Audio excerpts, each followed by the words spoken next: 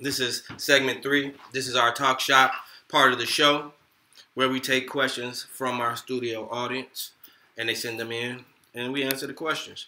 Fellas, let's start off. All right. Number 1. Why do Black Americans make a big deal about race?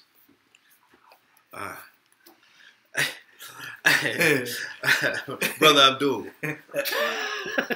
Well, all right. I'm glad you came to me first on this one. I have a great story to relay. Okay. Back in 1988 was my first presidential election. I was going to be able to vote in. Okay. The two candidates in the Democratic primary were Michael Dukakis Jesse Jackson. and Jesse Jackson. The announcer for the debate on the show said the two candidates tonight are Michael Dukakis, governor from Massachusetts, and a Greek American, and Jesse Jackson from South Carolina. So you got this one guy has a whole history, a whole lineage that he can tie back to. And then this other guy is South Carolina. So shit, that means he ain't descended of nothing but slaves. That's as far back as his history goes on paper. And I was like, man, did anybody else hear that? That screamed to me that this guy stopped at South Carolina. God damn. So for us, race is always, we're persistently and consistently reminded about it every day in America. We're always reminded that we are black first. Nobody ever says a man that was black or a woman that was black. When they describe and they say a black man, positive or negative, it doesn't matter. When they describe us, the first thing they say is a black man or a man, that a person of color has been the new thing, but that's real new. That's like shit, about 6 months old. We've always been referred to as a black man, a black woman, Asian man, Asian woman. When they describe, so that is the reality in America. And with that comes a whole bunch of other preconceptions from the minds and the mouths of the people who are saying it. And some preconceptions that are imposed internally on the people that are hearing it. Mm. So it's an ongoing cycle. What about you, I'm laying down, my bro. Why do Black Americans make a big deal about race? Yes. Because white Americans make a big deal about race. Mm. I don't see the problem. The problem is that you don't want to hear about us making a big deal about race, but you make the same big deal about race. I say you, as in everybody makes a deal about race. There's nothing wrong with talking about who you are, unless you're a black American. For some reason, it's such a negative. Mm. Yeah, they don't hear that shit. So much so that when we talk about black history, like, what about white history? Man. Oh, we had 11 months already. I mean, can't have one. So, that'd be my answer. Yeah, I would say because, shit, we live it every day. You know what I mean? We live it when we get that feeling in our stomach when we see the police come behind us. You know what I mean? So I would say I live it when my son tell me, Dad, I got stopped today. You know what I mean? Or, Dad, I got stopped. I'm scared. What do I do? Shit. You know what I mean? Luckily, I told them about what to do. You know what I mean? But both of my boys, they called me like, Dad, they stopped us.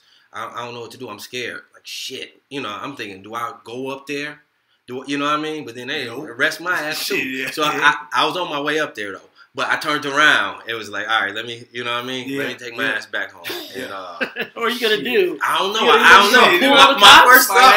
first thought was like, I'm about to go whoop somebody's ass. Right? You might have warrants, dog. You can't even fuck around like that. I thought about that shit first. Like, You know, the police ask everybody questions. and my son, like, Dad, are you coming? Like, nah, I'm just gonna wait and see how it plays out. I mean, if you're going up, you're going up. You're going out. You're going to die. You're going out to get. I'm going out swinging. Because I thought about me pulling up behind the police car, like yo, like and getting out and shit. They might shoot my ass.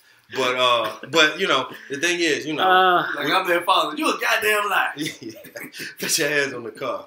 You know what I mean? But you know, we live it, and so that's why we make a big deal out of it. You know what I mean? Because it affects us every day.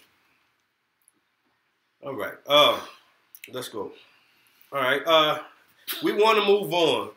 How do we do that? Comments. Good question. I don't have a lot of answers because it's not that simple. I think the first thing is most people need to sit in a room and discuss what is going on because we seem to have this amnesia going on. I don't understand why you guys are so upset. I don't know why. I don't understand.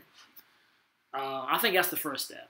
I mean, if you look at, I don't want to make this sound as bad as it's about to sound, but Alcoholics Anonymous, the first thing is admit that you have a problem. Right now, there are people that say they do, and there's a whole lot more people that say that we don't. So, step one, addressing that, and then going forward, I think is the first step. But I honestly don't have a whole lot of answers. They're saying they can't hear us on the show. Is the mic turned on? We see you guys. Thank you. Dana and Christine. Thank you for... Can you hear me now? So, we just answered a bunch of questions. Let's give it a quick rundown for questions 1 and 2. Okay, so the first question is... let's go back to the first question. It was, why do Black Americans make a big deal? Because everybody else does. And... It's a part of our reality. It's day to day. Yes. Question 2. We want to move on. How do we do that? Good question. Don't know what the answer is. And what do you have to say? Thanks for America. That was a recap. Thanks for that recap. Yeah. America, pay your motherfucking bill. Oh. Pay what you owe. Pay some reparations. Pay us back for all that free labor. And see, when people think about reparations, first thing people always say is, oh, you can't give people money. Man, fuck money. Give me some low interest and no interest loans. Give me some motherfucking free college education for myself and 2 or 3 generations. You mean like what they gave the Chinese Americans and the Japanese Americans? This, bro. So that's what I'm saying. You know, pay. If you take some real steps, you know what I'm saying? I don't need 40 acres and a mule, but I'll take goddamn 10 acres and an F-150. You know what I'm saying? So goddamn pay what you owe, and goddamn then we can start being able to be making made a whole. Forerunner. I don't want to. They gonna set a dollar amount. So, but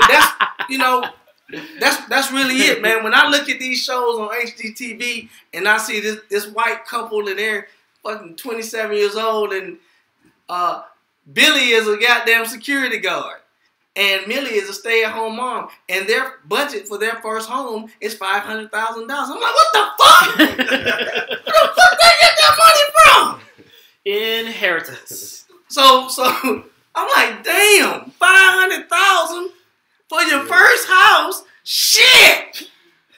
And this ain't nobody we know. He ain't fucking Jay-Z's bodyguard. He ain't fucking no motherfucking. He's the security of the street. Security of the street. And ride around in a golf cart at the goddamn mall. Shit. So man, pay what you weigh, America. Let's get this thing squared away, shot. I'm ready. I got some ideas for y'all. I can tell y'all how to figure out who to give to and everything. You know, they actually had a serious conversation about this, but someone shot it down by posting a video of a bunch of Black Americans getting the money and buying on gold chains and cars. Oh man, listen, it's gonna be that too. It's gonna be that, but that listen. While you bullshitting, back in the days, at the end of the Holocaust, y'all might not remember, but the Jewish community used to rock a lot of gold and diamonds, bro. And they used that shit as collateral, rolled that shit over, and built empires with it. So ain't no shame in getting a little gold and shit. You know what I'm saying, dog? Little gold. Little grill. Yeah. Okay. I honestly don't. But like you were saying, I do believe that shit can help. You know what I mean? Reparations. I think it can help. Yeah, just like you was talking about. Shit, give us the 40 acres in the mill. You know what I mean? I take it. You know, that's a start. Hey, land can go a long way. But But you know the way America being developed now, you fucking around to get a shit to 40 acres, dog. Get some swamp land. That's why I said just give me a 10. You can have this land.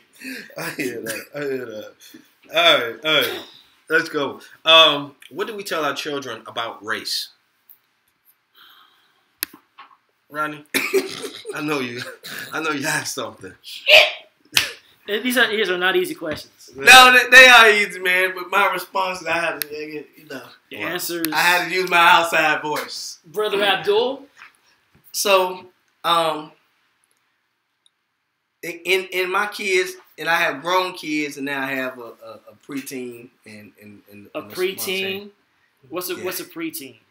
It's a dude that's 12. He's 12, so he right before he's 13. He a preteen. Okay, just for clarity. Okay.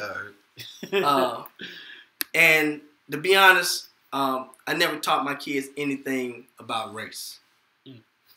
I never taught my kids about race. It was never an issue for my kids. One, because they all went to predominantly black schools with a few Asian and Latinos infused here and there. So they didn't really, they weren't raised with a concept of race.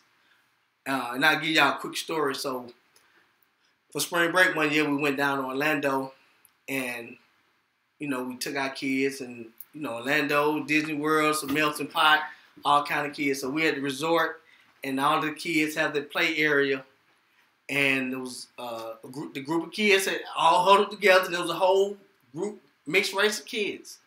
And there was a little white girl that she, asserted herself, and she became the leader of the group. And my daughter was like, nah, I ain't doing what she want to do. And then she broke off and pulled her own little crew. She pulled a little Asian girl, she pulled a couple of the little white kids, and all of the black kids. And they were following her, and we were laughing because none of those kids thought anything about race. But what they resented was this white little girl's white supremacist attitude that everybody needed to do what she said to do because, she was in charge. And she had appointed herself in fucking charge. And everybody was like, man, fuck that. I mean, my daughter started a fucking revolt, man. And we were in this mug laughing because these kids are 7 to 8 years old with no concept of race, but all they recognized is what was unfair, what they didn't like about the young lady's attitude, what she was attempting to project on him.